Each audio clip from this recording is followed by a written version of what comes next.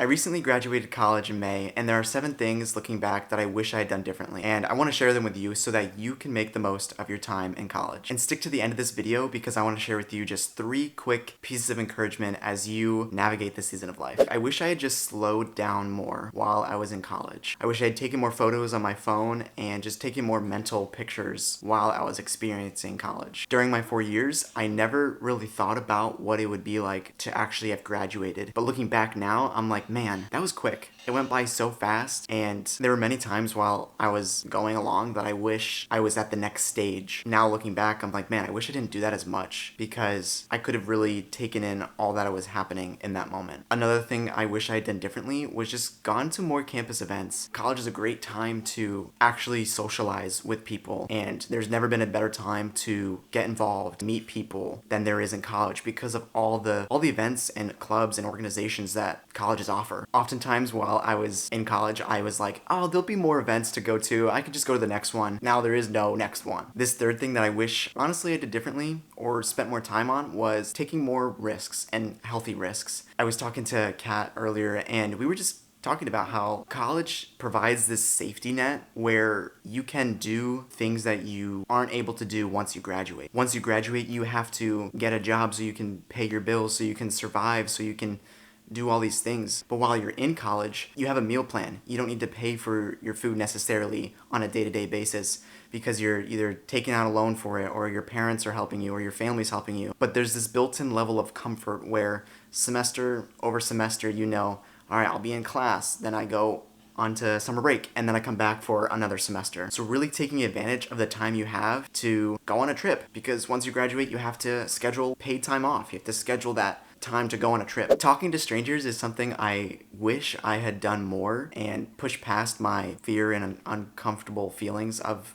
doing that, because honestly, in college, we're all in the same boat and we're all figuring it out together. Once you enter the workforce, for me, I can't ask somebody who's been working for 20 years, like, hey, how are you adjusting to the new work-life balance? Because they've already been in there for 20 years. Versus in college, you're surrounded by people who are trying to figure out their class schedule, figure out what major they want to do, figure out what friends they want to look for. Who knows what kind of friendships could have come about from that because you saw somebody who you thought was really cool and you wanted to talk to them, but you didn't. So this one hit me hard while I was in college, and it was wishing I wasn't holding on to relationships as hard as I was. My freshman year, I was in a friend group that I thought I was going to be friends with for all 4 years of college, and it ended up not really working out after freshman year. I was thinking these friendships would be at least there for a while, and when they didn't work out, it was hard because honestly I hadn't branched out more to other relationships, so that when that friend group kind of fell apart, it was harder to navigate afterwards. And so I think having that mindset of not all the friendships and relationships that you have while in college will be your lifelong friends. But I think there also has to be a balance between genuinely investing into that friendship and that relationship, but also the reality that, like,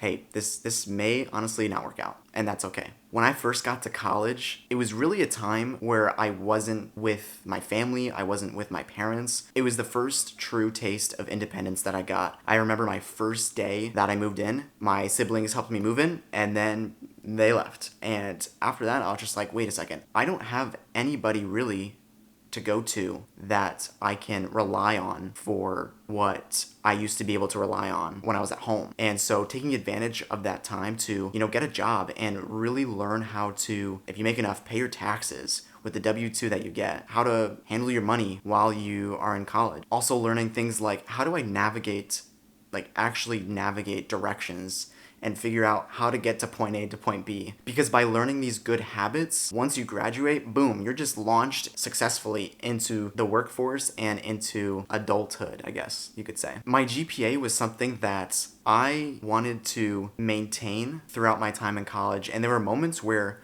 I would stress about classes that I really honestly didn't need to stress about. I tried hard to make Dean's List every semester, which isn't a bad thing, but in the grand scheme of things, it doesn't matter. I mean, obviously it does matter if you're trying to get into med school or go to law school, but even once you get into those things afterwards, if you're getting surgery, for example, you're not going to ask the doctor, what school did you go to and what was your GPA before you get your surgery done? Like that just doesn't that just doesn't happen. It just matters, can you do the job? I want to share with you 3 quick pieces of encouragement as you navigate this season of life, because it is stressful and there's a lot that happens during this time. It's okay to feel homesick. As a freshman, so many people are in the same boat, like I said before, and a lot of people are feeling homesick. And even as you go through college, it's still okay to feel homesick, because it's a huge change to go from growing up, being with family, being with friends you know, being in possibly the same town or the same area your whole life, and then you go completely change to college where there's so many new people, so many new experiences, and things are so different. Secondly, it's okay to eat your meals alone. In college especially, it's normal to do that because you don't have a lot of time in between classes, so you need to